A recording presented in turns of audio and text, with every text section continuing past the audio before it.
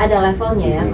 Kalau fobia itu jangankan disuntiknya, kita mendengar aja atau melihat atau membayangkan sudah menimbulkan respon fisik. Jadi misalnya kita nggak bayangin jarum tuh udah keringet dingin, kalau itu fobia. Tapi kalau takut, yang maksudnya masih dalam level yang bisa diatasi ya, artinya dia masih bisa dilakukan. Tapi kalau dia melihat, jangankan melihat barangnya ya, fotonya aja.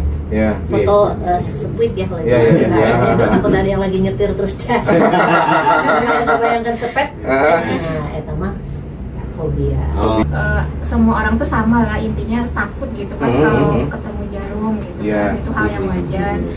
Mungkin mereka tuh gitu tuh karena apa sih, punya mengasosiasikan kalau jarum tuh menimbulkan rasa sakit. Benar. Jadi terus cerita dari temennya, dari uangnya, udah cuma sakit saya sampai gini. Nah, sampai biru, sampai aduh kenapa ya jadi kayak gini? Sampai berdarah dari keluar ke darahnya.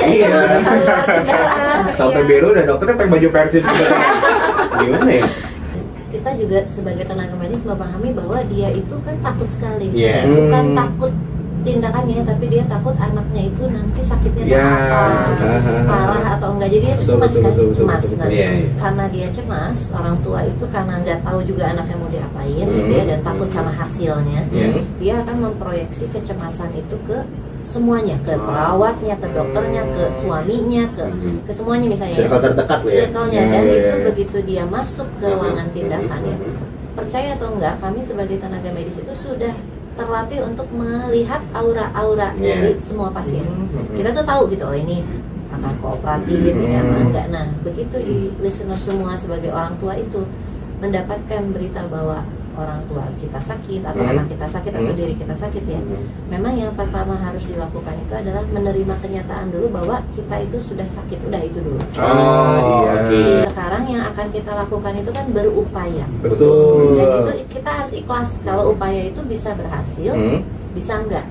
Tapi kalau tidak diupayakan, lebih besar kemungkinannya nggak berhasil gitu. Udah gitu dia hilangkan itu ya, ikhlaskan.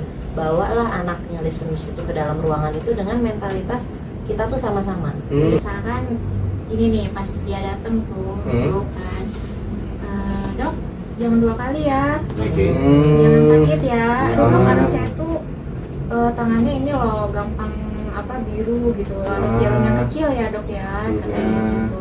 Nah dari situ juga kita kan, aduh udah down duluan gitu. Ya udah defense ya.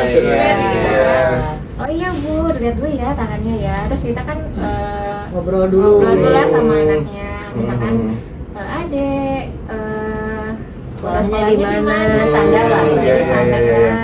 Terus sambil, jadi biar si anak tuh nggak fokus sama jarum suntik gitu. Nah, kalau misalkan kita udah kayak gitu, udah nyaman gitu kan, tapi orang tuanya juga harus mendukung sih. Kayak jangan, ayo cepet, jangan gerak, diam kamu harus gini. Nah itu kan semakin takut gitu. Kita harus bilang, oh ini akan gak nyaman, tapi kita akan usahain supaya gimana sebaiknya. Setiap umur beda-beda ya, saya general, tapi ada kata-kata yang tidak boleh kita ucapkan sama anak dan juga sama diri kita sendiri. Nah, gini ya dek, kata ini tuh bakal terasa sakit loh sedikit, saya jadi semut, nggak akan lama kok gitu.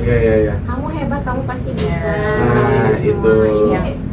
Jagoan lah di Rumah Sakit Hasan Sadikin.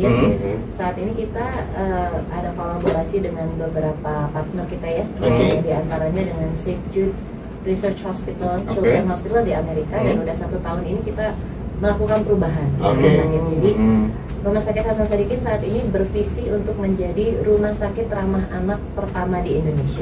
Bukan janji nggak sakit loh, bukan not pain, tapi comfort. Comfort itu artinya semaksimal kita bisa, kita usahain bersama-sama dengan anak, dengan orang tua, agar situasi itu menjadi baik untuk anak-anak. Terutama listener semua punya mainan yang listeners udah nggak pakai tapi dia masih layak, atau misalnya listeners mau nyumbangin permen atau stiker untuk program kami di rumah sakit, karena saat ini kita pingin banget anak-anak di Rumah Sakit Hasan Sadikin ini kebanyakan anak-anak yang tidak terlalu berada gitu ya, dan mereka juga butuh banyak hiburan. Kalau misalnya listeners punya mainan atau stiker atau permen, mungkin kami dari tim Comfort Promise Indonesia bekerja sama dengan PPNI Rumah Sakit Hasan Sadikin mengundang untuk kalau teman-teman mau kasih beberapa sumbangan untuk tim kami supaya kita bisa perform lebih banyak kebaikan untuk anak-anak.